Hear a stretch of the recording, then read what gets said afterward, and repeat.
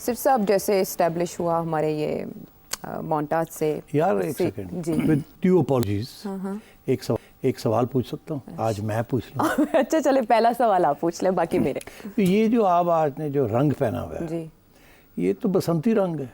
हाँ और जी। मौसम है मानसून का और बारिशों का मौसम है। और तो ये क्या कोई अच्छी को बाहर नजर आ रही है आपको आगे या क्या? नहीं, ये बसंती रंग है। पाकिस्तान में अब बसंत होती नहीं है, एफर्ट्स बढ़ी हुई, आपको पता है किसी ज़माने में। और बसंत तो बाहर की आमद का ऐलान भी होती थी। तो अब कौन सी बाहर की आप इंतज़ार कर रही हैं या उसको वेलकम करने के लिए आप ये रंग पहना? एक्चुअली मैं मिस कर रही थी बसंत के त्यौहार को बहुत ज़्यादा। अच्छा। उस पर दो मुख्तलिफ राय पाई जाती है, लेकिन बसंत से फिर मुझे याद आया कि पाकिस्तान तहरीक इंसाफ के अंदर भी एक बसंत चल रही है। मतलब आपका कि पाकिस्तान तहरीक इंसाफ नहीं, पाकिस्तान तहरीक इख्तलाफ। मेरा मतलब भी यही था कि पाकिस्तान तहरीक इंसाफ में जो बसंत हो रही है वो यूं हो रही है कि एक दूसरे की गुड्डी काटने की कोशिश हो रही है। Okay, got it. मेरे इत्तला के मुताबिक 3 धड़े हैं जो इन्फॉर्मेशन है। फिर इमरान खान साहब ने डयाला जेल में सबको बुलाया भी। 2 धड़े जो 2 ग्रुप्स वो समझते हैं कि हैं उनके दरमियान, वो अफ़वाम व तफ़हीम और मुसालहत कराना चाहते थे। उमर अयूब साहब कह रहे हैं कोई धड़े नहीं है, लेकिन इमरान खान साहब चाह रहे थे कि दोनों के दरमियान गुफ्तगू शनीद हो। वो जेल इंतज़ामिया ने मुलाकात का उन्हें वक्त नहीं दिया। लेकिन मैं आपसे ये जानना चाहती हूँ कि एक दूसरे पर इस्टेब्लिशमेंट का बंदा होने का जो इल्ज़ाम लगाया जा रहा है, ये ग्रुप्स किस किस के ज़रिए असर चल रहे हैं और कौन है जो इस्टेब्लिशमेंट का है ग्रुप? हाँ, इंटरेस्टिंग, बिकॉज आपने कहा 3 ग्रुप्स। मेरे इत्तला आपके मुताबिक 3 ग्रुप्स हैं। मेरा ख्याल है 1-2 लोगों से मैं बात कर रहा था, मुझे तो लगता है 4 ग्रुप्स हैं। अच्छा। मगर लेट्स आइडेंटिफाई देम। पहला ग्रुप तो है वो तो वकला हजरात और वो लोग जो पार्लियामेंट में बैठे हैं, उमर एंड कंपनी, उमर अयूब है जी। वो और 2-3 लोग हैं वहाँ, ठीक है ना। पहला ग्रुप ये वो हैं जिनको ऑफिशियल पोजीशंस मिली हैं। शिबली फराज साहब हैं, शिबली है। हालांकि उन्होंने उमर अयूब साहब से कुछ दिन पहले इस्तीफा मांगा। उधर बैरिस्टर गोहर अपनी जगह पर वो हैं। अपनी जगह। बहरहाल ग्रुप एक है अच्छा, पार्लियामेंट के अंदर ना। हाँ, जो एक्टिव है इस वक्त, फ्रंट लाइन। उसके बाद दूसरा ग्रुप जो है वो लोग हैं जो कि शोर शराबा डाल रहे हैं अभी। वो कौन सा ग्रुप है? अभी तो शेर अफजल मरवत साहब है और एक फवाद चौधरी साहब अचानक नहीं, वो नुमुदार तो हुए। तीसरा ग्रुप की बात अच्छा है। अच्छा, चलो शेर अफजल मरवत साहब को याद अब करें। देखिए, पहले शेर अफजल मरवत जो हैं, गंडापुर साहब, मरवत साहब, असद कैसर साहब, ये सारे एक ग्रुप में थे। अच्छा। हाँ, अब ये हुआ है कि मरवत साहब जो है उनके ऊपर इल्ज़ाम लगने शुरू हो गए हैं कि ये एस्टैब्लिशमेंट के आदमी हैं, ये हमें तंग कर रहे हैं। और ये उमर अयूब वाले जो लोग हैं जो उनको सपोर्ट करते हैं, वो ये इल्ज़ाम मरवत पे लगा रहे हैं। तो एक ग्रुप तो हो गया पार्लियामेंट वाला, दूसरा ग्रुप हो गया जो कि केपी में है जी। और तीसरा ग्रुप मैं समझता हूँ कि वो तीसरे ग्रुप में वो लोग हैं जो कि जिनके अच्छे ओहदे नहीं मिले, जो शायद तवक्को कर रहे थे कि खान साहब उन्हें अहमियत देंगे। असद कैसर एंड कंपनी, ऐसे भी लोग हैं ना। Asad Qaiser was a very important player in Imran Khan earlier government. Speaker से ज़्यादा इंपॉर्टेंट कौन होता है जी। मगर उनको कुछ नहीं मिला। इसीलिए वो, और ये जो सेकंड ग्रुप है ये वो ग्रुप है जो कहता है कि हुकूमत और अपोजिशन के साथ कोई बातचीत करनी चाहिए और कोई रास्ते निकालने चाहिए। इसीलिए असद कैसर साहब ने पेशकदमी की थी कि जी मौलाना के साथ बातचीत की जाए और उनको साथ दिया। अली मीन गंडापुर साहब तो मिलके आए थे उधर। अच्छा, तो ये ग्रुप वो है, गंडापुर साहब वाले और असद कैसर साहब वाले। दूसरा ग्रुप आपने कहा वो पार्लियामेंट वाले हैं जी। अब मरवत ना इधर का रहा ना उधर का रहा, तो मैं समझता हूँ मरवत साहब ने भी अपना एक छोटा सा ग्रुप बना लिया और अब फवाद चौधरी को कूद पड़े और वो अली जैदी और एक्स गवर्नर सिंध वगैरह उनको साथ लेके चलना चाह रहे हैं और वो चाह रहे हैं कि हुकूमत के साथ मिल के और इस्टेब्लिशमेंट के साथ कोई रास्ते। इसीलिए फवाद चौधरी ने तारीफ़ की है असद कैसर साहब की जी। और उन्होंने सख्त तनकीद की है उस ग्रुप की जो कि इस वक्त बाहर बैठा है, जो कि बाय द वे ये रऊफ़ हसन वगैरह इस किस्म के लोग हैं उसमें। तो इतने सारे ग्रुप्स बन गए, इतनी सारी पोजीशंस लोगों ने ले ली हैं। आज असद कैसर साहब ने कहा कि फवाद चौधरी को कि भाई इतना हथौड़ी रखो, इतना ज़्यादा अटैक ना करो पार्टी के अंदर लोगों को और कोशिश करो कि सबको इकट्ठा करें। मगर डिफरेंसेस तो हैं, इतने सख्त इख्तलाफात हैं और खान साहब चुप हैं। खान साहब की बात जो है वो क्या चाहते हैं क्या नहीं चाहते, क्या वो चाहते हैं कि इस किस्म की केओस हो, लड़ाई झगड़े हों। मैं समझता हूँ कुछ लोग तो ये भी तज्जिया कर रहे हैं कि जी लड़ाई झगड़े जितने होंगे उतना अच्छा है, खान साहब की जो फाइनल अथॉरिटी है वो रहेगी, और ये लड़ाई झगड़े करते रहे, जब वक्त आएगा खान साहब एक बात करेंगे सारे सीधे उधर आ जाएंगे। और अभी अच्छा है, एक बंदा कहता है एस्टैब्लिशमेंट से बात करो, दूसरा कहता है नहीं करेंगे।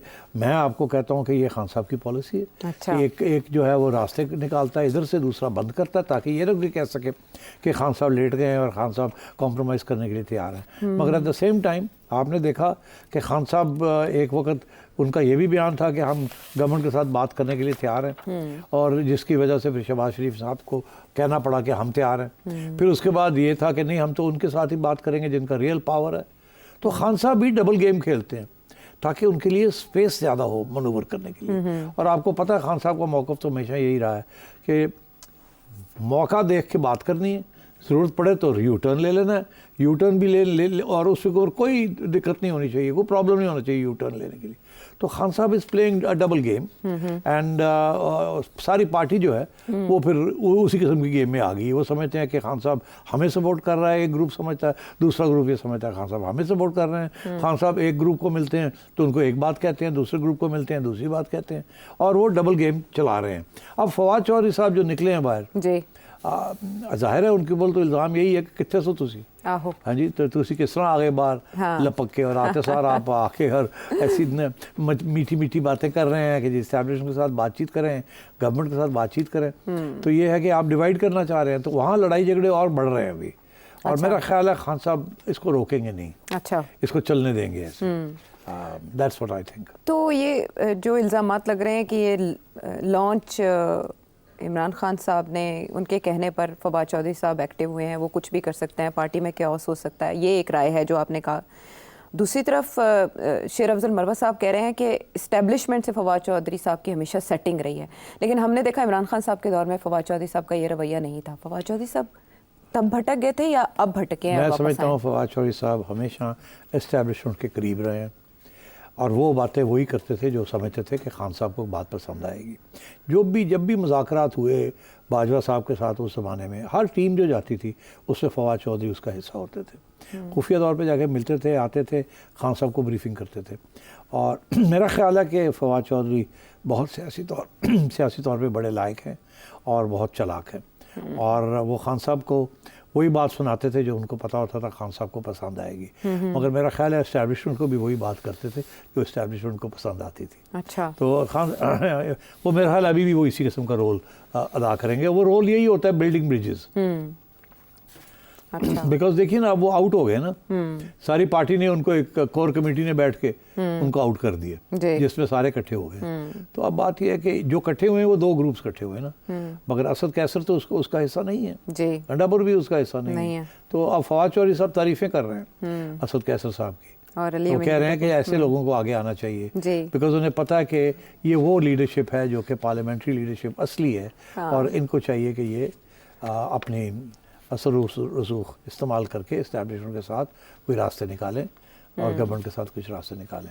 तो पुराने स्टाइल पॉलिटिशियंस हैं। अच्छा, ये इमरान खान साहब के दौरे हुकूमत में भी फवाद चौधरी साहब पे शक किया जाता था मुबैना तौर पर कि ये शक तो किया जाता था, मगर इमरान बहुत पसंद करता था फवाद चौधरी साहब का। अच्छा। फवाद चौधरी जिस किस्म की बातें करता था ना, बड़ी हिट होती थी।